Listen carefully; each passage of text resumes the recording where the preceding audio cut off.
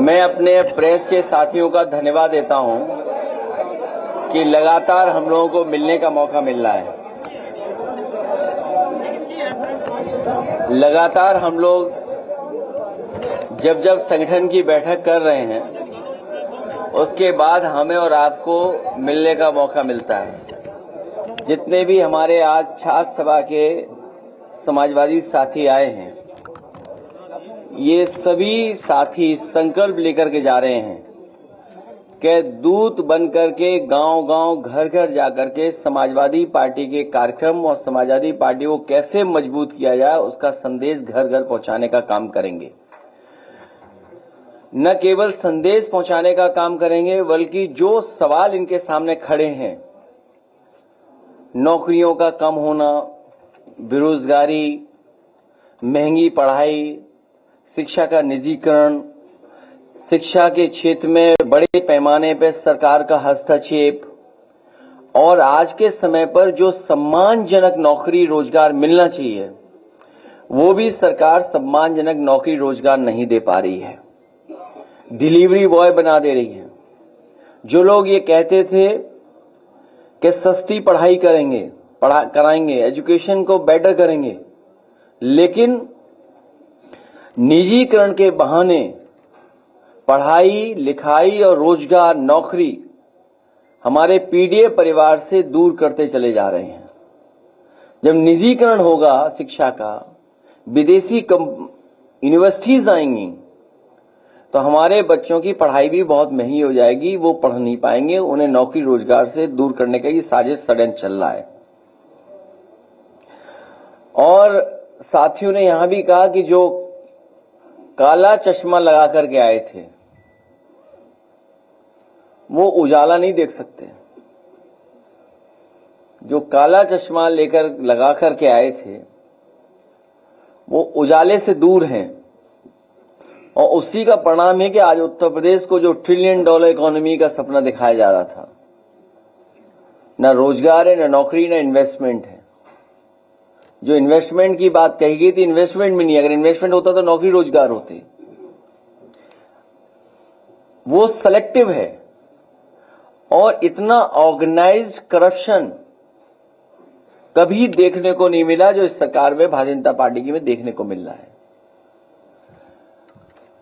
अखबारों के माध्यम से जो पढ़ने को मिलता है, जीएसटी की चोरी पहले 165 करोड़ की, फिर 300 करोड़ से ऊपर की, फिर और तमाम ऐसे काम हो रहे हैं अपने लोगों को लाभ पहुंचाने का। तो भ्रष्टाचार भी चरम सीमा पर है, जिसके वजह से महंगाई है। हमें उम्मीद है कि यही कार्यकर्ता सब मिलकर के गांव जाएंगे, संगठन बनाएंगे, बूथ स्तर पर काम करेंगे और समाजवादी पार्टी को आने वाले समय में आगे बढ़ा करके सरकार बनाने का काम करेंगे। जो हर पार्टी ने पहले फैसला लिया कि आतंकवाद के खिलाफ और आतंकवाद जड़ से खत्म हो, उसकी ब्रांचेस टूट जाएंगी तो फिर जड़ से आ जाएगा। इसलिए जड़ से समाप्त हो, हम लोग पूरी सरकार के साथ हैं, आतंकवाद खत्म हो।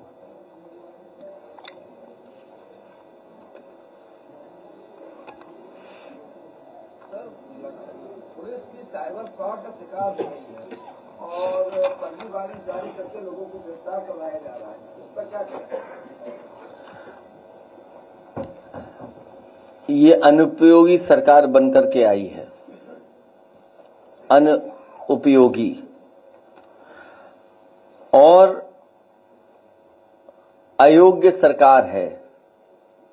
जब डिजिटल की बात हुई तो साइबर क्राइम इतना क्यों बढ़ गया, या साइबर फ्रॉड क्यों बढ़ गया, या म्यूल अकाउंट्स क्यों इतने हो गए?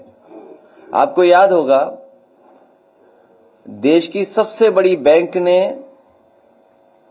एक अखबार में ऐड दिया था जिसमें एक गधा जेल के अंदर है, और जब आपत्ति हुई उस ऐड पर, उसके बाद से वो ऐड अभी तक नहीं आया। साइबर फ्रॉड में या जो इस तरह का क्राइम हो रहा है, यूपी नंबर 1 है सबसे ज्यादा इस तरह का फ्रॉड यूपी में हो रहा है और सरकार हाथ पे हाथ रख करके बैठी हुई है। आए दिन लोगों से पैसा लूटा जा रहा है, कभी डॉक्टरों से, कभी आईएएस ऑफिसर से, कभी और पुलिस ऑफिसर से। कोई भी नहीं बचा पा रहा है। जो कम जानकार हैं उन पे भी हो रहा है और जो जानकार हैं, पढ़े लिखे हैं, उनके साथ भी हो रहा है फ्रॉड।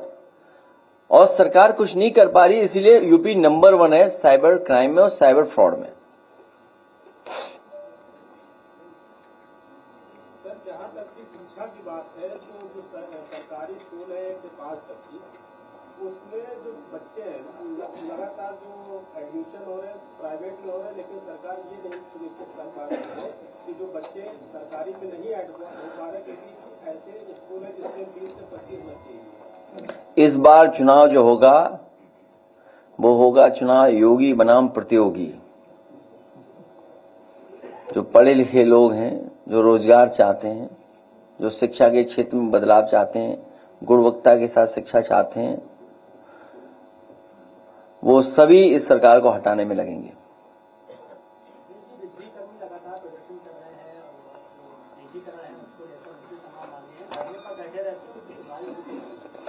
धिक्कार ऐसी सरकार पर जो सुनवाई न कर रही हो और निजीकरण में जा रहा हो। हमने इसीलिए कहा जब सब बेचा जा रहा है तो जब जेपीएनआईसी बेचें तो हम लोगों को भी जानकारी दे दें।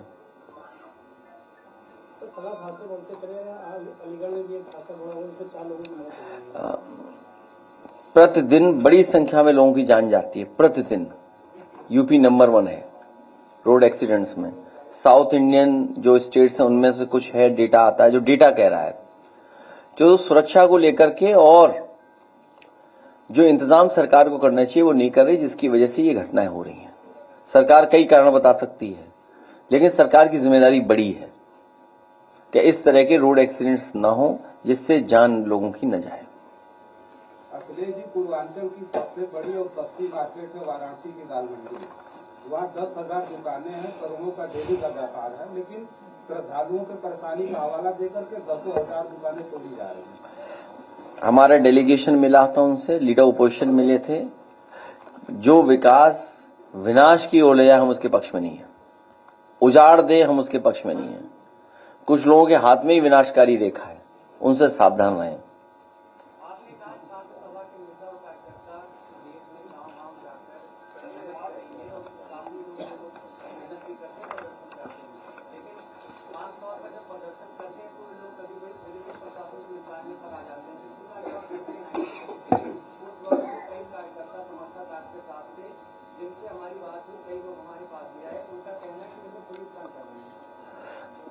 पुलिस उन्हें पक्का कार्यकर्ता बना रही है।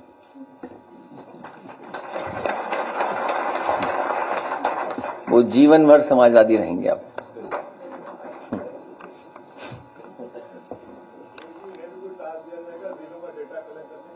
किसके लिए? वो हम लोग बैठ के तय कर लेंगे।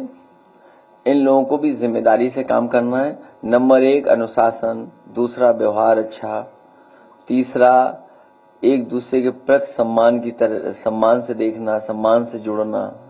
तो ये काम लगातार करते रहेंगे। लोग पीढ़ी की ताकत को और मजबूत करेंगे।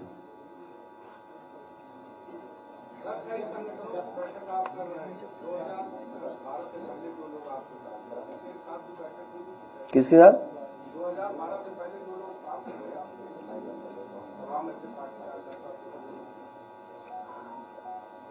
नहीं, मेरी जानकारी में नहीं है। जो जानकारी आप पर है वो मेरे पास वो जानकारी नहीं है। जो जानकारी आप पर है वो जानकारी अभी आई नहीं है हमारे पास। लेकिन सुनने में आ रहा है कि कुछ मंत्री लोग सरकार के खिलाफ बहुत बुरा भला कहेंगे चुनाव आने के पास। उसी को मैनेज करने में लगी हुई बीजेपी। पाकिस्तान और हिंदुस्तान के बीच जो बात चल रहा है, जैसे जो हमले किए गए हैं, उसमें बीजेपी ने एक पोस्टर लगाया है, पुराना एक तस्वीर है, उसमें ये कहा गया था कि मोदी को बता देना। दूसरी तरफ एक महिला को खड़ा किया गया था और एक बोल रहा है वो तस्वीर को लेके कि मैंने मोदी को बता दिया। तो क्या कहेंगे आप? लगता है कि इस तरह पोस्टर लगाया जाना चाहिए? बीजेपी ने पोस्ट किया है। नहीं, मेरी जानकारी में नहीं आया है। लेकिन इंडियन डेमोक्रेसी में और डेमोक्रेसी में जब ऑल पार्टी मीटिंग हो उसमें ये बातें हम लोग सुझाव के तौर पे रख देंगे कि इतनी बड़ी जो महत्वपूर्ण योजना बना रही है भारत सरकार, कोई भी पॉलिटिकल लाभ किसी दल को नहीं लेना चाहिए और किसी इवेंट को पॉलिटिकल इवेंट नहीं बनने देना चाहिए, क्योंकि आतंकवाद खत्म हो, हमारी सीमाएं सुरक्षित हों और हमारी फौज का मनोबल बढ़े। सबसे बहादुर फौज है हमारी और दुनिया में इतनी कठिन परिस्थितियों में बहुत कम देश की फौजें होंगी जो काम करती होंगी। कहां सियाचिन जहां -डिग्री का टेम्परेचर और कहां -50 में काम करते हो जो लोग, तो इन कठिन परिस्थितियों में फौज जो काम कर रही हो और इस समय जिस तरह की चीजें हो रही हैं उस समय हम सब लोगों को फौज का साथ और जो सरकार फैसला ले रही है उसके साथ।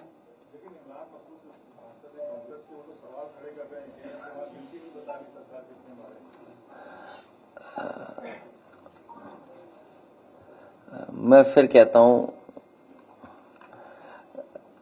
इतने बड़े नेता नहीं है जिनका सवाल आप यहां पूछ रहे हो। अगर फोन करके आपको कहोगे हमारा पूछ लेना तो बात अलग है कि नाम हमारा आ जाए यहां। हमें लगा कुछ और पूछोगे, नाम जब आया तो टिकट बांट रहे हैं वो लोग तो हाँ वही तो मैंने कहा, मैं से कुछ और पूछेंगे टिकट बांटने का। नहीं, अब बताओ कहाँ दुनिया में कि विधायक टिकट बांटने लगे आपस में। कई सरकारी अस्पताल ऐसे हैं जहाँ पे पूरी दवाइयाँ लोगों को नहीं मिल रही है और लोग लंबी लंबी लाइन लग रहे हैं। बहुत बुरा हाल है अस्पतालों का, बहुत बुरा। इलाज नहीं मिल पा रहा है, दवाइयाँ नहीं है, लंबी लाइन है और जो बने थे अच्छे अस्पताल वो भी बर्बाद कर दिए, उनका भी इंफ्रास्ट्रक्चर खराब कर दिया है। और केवल सूचना एक जगह से नहीं आ रही है, पूरे प्रदेश भर के अस्पतालों में हालत ऐसी है, कहीं दवाई, इलाज और गरीब की कोई मदद नहीं हो पा रही है। याद होगा जब मैं पहली बार गया था इसमें, अभी हाल ही में कैंसर रिसर्च इंस्टीट्यूट में, जब मैं कैंसर रिसर्च इंस्टीट्यूट में गया तो सबसे पहले पेशेंट से जिससे मिलने का मुझे मौका मिला वो गोरखपुर के लोग थे। उस परिवार से जब बात हुई तो वो अपनी बेटी को लेकर के आए थे और इलाज के लिए वो यहाँ आए थे लखनऊ में कैंसर रिसर्च इंस्टीट्यूट में। जो इलाज उनका है वो यहाँ पर हो रहा था। अब आप इसी से कल्पना कर सकते हैं कि मुख्यमंत्री जी के क्षेत्र से लोगों को इलाज के लिए लखनऊ आना पड़ रहा है और जब हर दिन वहां जनता दरबार लगता है, बहुत कम मुख्यमंत्री होंगे जिन्होंने अपने गृह जनपद पे दरबार लगवाए हों और जिसमें सबसे ज्यादा दरबार लगाए हों वो सबसे बड़ा वीआईपी जिला होगा। अगर वीआईपी के मानक हो तो हम तो यही मानक मानेंगे कि जिस जिले में सबसे ज्यादा किसी मुख्यमंत्री ने जनता दरबार लगवाया हो वो सबसे वीआईपी जिला है। और उस वीआईपी जिले में जहां पर मेडिकल कॉलेज हैं और अस्पताल हैं, एम्स है, वहां पर गरीब को इलाज नहीं मिल रहा। सोचिए आप, एम्स होने के बाद इलाज नहीं, फिर एम्स क्यों बनवाया?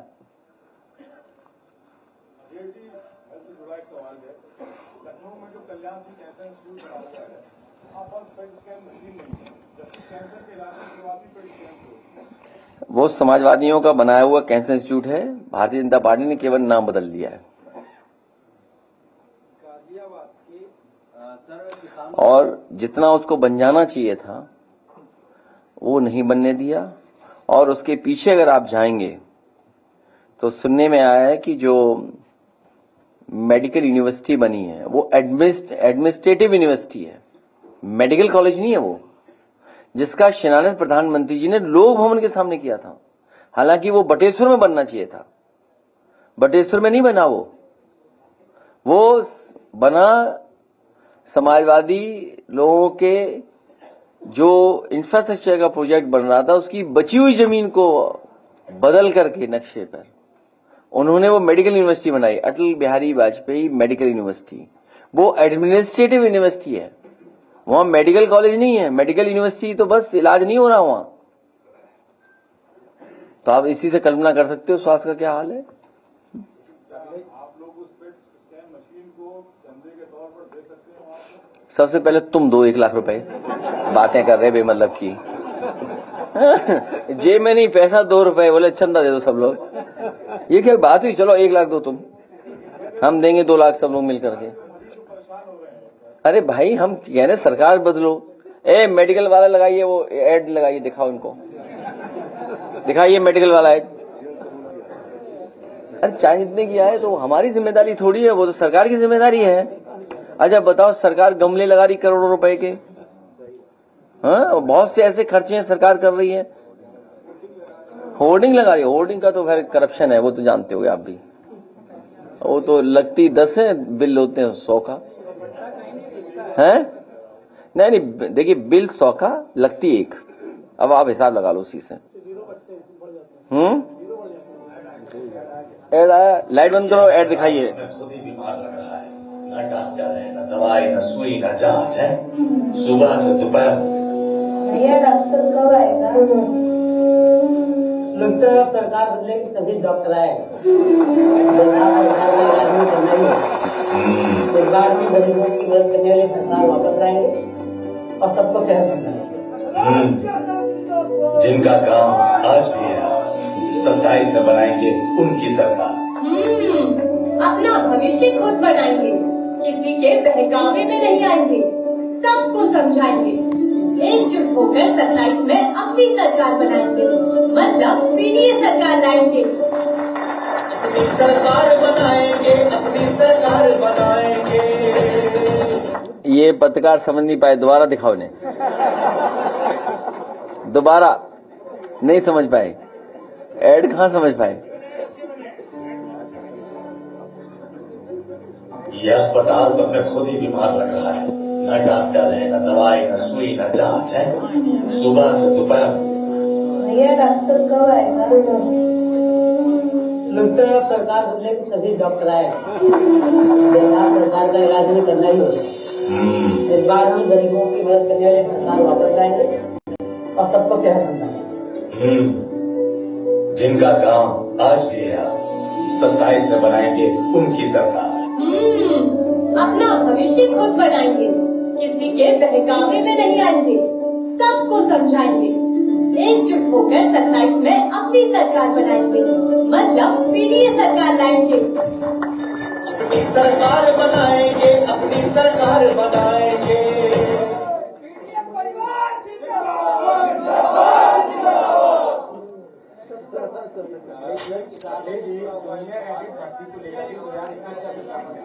तमाम जो अभ्यर्थी हैं वो झारखंड शिक्षा निदेशालय पे 4 दिन से बैठे हुए हैं। आपके माननीय विधायक जी ने सदन में भी सवाल उठाया था, लेकिन वो आज भी आरक्षण को लेकर के आधिकारिक तालम तोड़ कर रहे हैं और वो लगातार धरने बैठे हैं। नौकरी और आरक्षण बीजेपी के एजेंडे में नहीं है। नौकरी और आरक्षण बीजेपी के एजेंडे में नहीं है।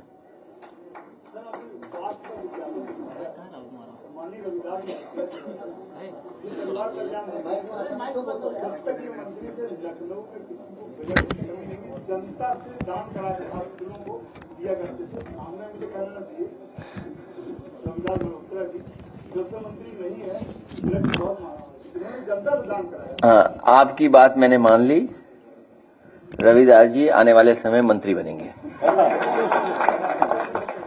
भाई बात मान ली आपकी, अभी तो बना ही नहीं सकते, अभी तो हटाना है हमें। रविदास जी ठीक है, कहाँ हो, सुन लिया, ठीक है। हाँ हाँ, उन्हें क्या परेशानी है, उन्हें क्यों गर्मी लग रही है। भाई इंडोर बैठक क्यों नहीं करें हम, उनकी कहाँ हो रही है बैठक, धूप में, उनकी बैठकें कहाँ हो रही हैं। ऐसा है, आपको पता होगा, एक यहां से भगाए गए थे उनके प्रभारी, वो डर के दोबारा उन्हें बुला लिया गया है। वो भी इंडोर कर रहे हैं मीटिंग, नहीं कर रहे इंडोर। अरे लो, तुम्हें नहीं पता, इतना अनुभव है तुम्हें, चेहरे से दिख रहा बहुत अनुभव है। अब आप सोचो, पता करना, इंडोर मीटिंग हो रही हैं, 1 नेशन 1 इलेक्शन। वो क्या दोपहर में कर रहे हैं, धूप में कर रहे हैं, या कपड़े उतारे कर रहे हैं बाहर गर्मी में? ये कोई बात हुई? मतलब कोई इशू है ये? कोई क्या हम इंडोर मीटिंग कर रहे हैं? अरे भाई इंडोर मीटिंग है तो इंडोर, हमारे पास ऑडिटोरियम, हम इंडोर कर रहे हैं, ये क्या बात हुई? अच्छा तुम क्या धूप में बैठ लोगे? चलो अगली बार चौधरी साहब, अगली प्रेस दोपहर में बाहर होगी। बिल्कुल, हम लोग सोना बात लेंगे उसके साथ। सोना बात के साथ नहीं, सबकी सजा नहीं है ना, हम सब लोग बैठेंगे ना सोना बात में। नहीं, कौन कह रहा है ये कि हमारी इंडोर बैठक हो रही? कौन नेता कह रहा है उनका? कौन है नेता उनका कह रहा है? नाम नहीं पता मुझे। नहीं, नाम बता दो ना, तो हम और कुछ भी कह देंगे। नहीं कुछ नहीं, इंडोर तो इसलिए कि हमारे पास इंफ्रास्ट्रक्चर है, और अच्छा बनाएंगे इंफ्रास्ट्रक्चर। यही तो हम चाहते हैं कि इंफ्रास्ट्रक्चर अच्छा हो प्रदेश का। देखिए, अगर जेपीएनआईसी का ऑडिटोरियम चल गया होता, जो ऑडिटोरियम हम लोगों ने बनाया, देश का one of the best auditorium था वो, आपको विज्ञान भवन से भी अच्छा मिल गया था। भारतीय जनता पार्टी के लोग जलस लोग हैं, किसी भी अच्छे काम को पसंद नहीं कर सकते। रिवर फ्रंट देश का एग्जेम्पलरी काम है, ये गोमती रिवर फ्रंट, और आपका बंद कर दिया, नहीं बनने दे रहे हैं। मैं उस दिन अखबार में पढ़ रहा था साबरमती का कि 50 किलोमीटर का और वहां कर रहे हैं, अपना बना रहे हैं 50 किलोमीटर और हमारे अनुपयोगी मुख्यमंत्री इसको बंद कर दे रहे हैं। जेपीएनआईसी पे ही अब आया है कि एनडीए 8 वर्षों बाद जेपीएनआईसी को फिर से खोलने जा रहा है। मैंने आपसे निवेदन किया है, आपके माध्यम से सरकार तक बात पहुंच जाए कि जिस तरीके से उन्होंने बहुत से सरकार के एसेट्स को बेचा है, इसको अगर बेचेंगे तो हम समाजवादी लोग मिलकर के चंदा लेकर के इसको खुद खरीद लेंगे।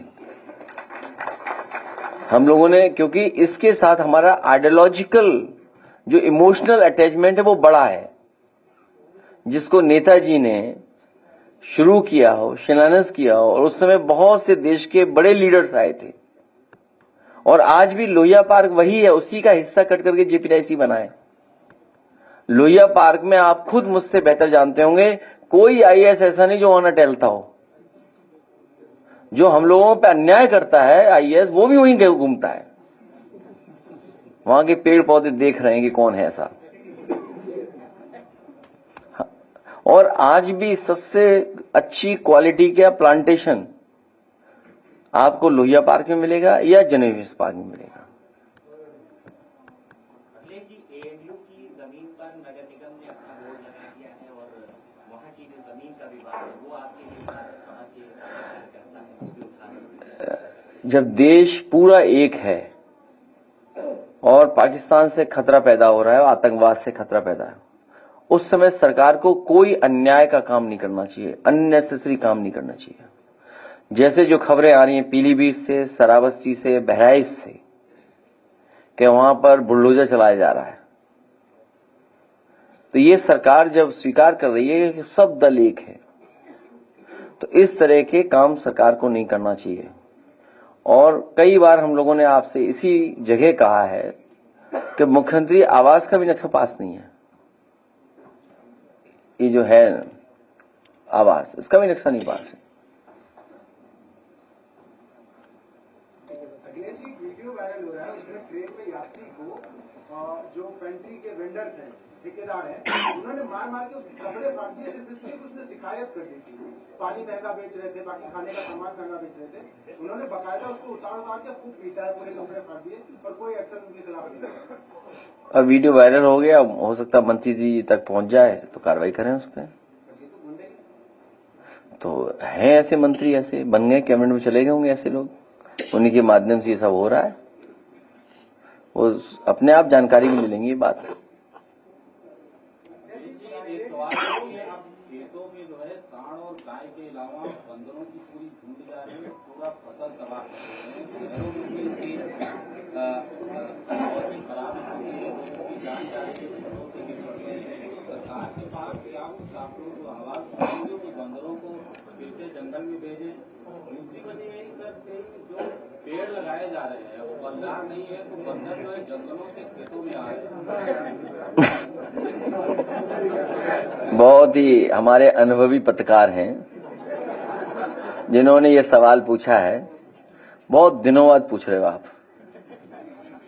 आप बहुत दिनों बाद पूछ रहे हो। अगर आपको घटना याद हो, एक बंदर डीएम का चश्मा ले गया था, तब पूछते सवाल तो सवाल बनता। अब इतने वर्षों बाद आए हो, बताओ डीएम साहब का चश्मा ले गया बंदर। जल जीवन मिशन के द्वारा गाँव की सड़कों को खोद के डाल दिया, लेकिन अभी तक उसकी न मरम्मत। ये लोकसभा में भी कई बार उठ चुका सवाल। अखिलेश जी, असदुद्दीन ओवैसी ने सर्वदलीय बैठक के बाद बयान दिया, उसमें उन्होंने कहा कि वो सशस्त्र बलों और सरकार की सराहना करते हैं ऑपरेशन सिंदूर पर। आप क्या कहेंगे सरकार से? आप बुराई करोगे? कर लो बुराई। तुम गाइडलाइन नहीं पढ़ी अभी तक? गाइडलाइन नहीं पढ़ी इन्होंने? ए भाई गाइडलाइन पढ़ ले। मेरे समझदार पत्रकार गाइडलाइन पढ़ ले। बहुत धन्यवाद। तुम पे सवाल ही खत्म है। तुम जाओ उनसे पूछो आगे सवाल।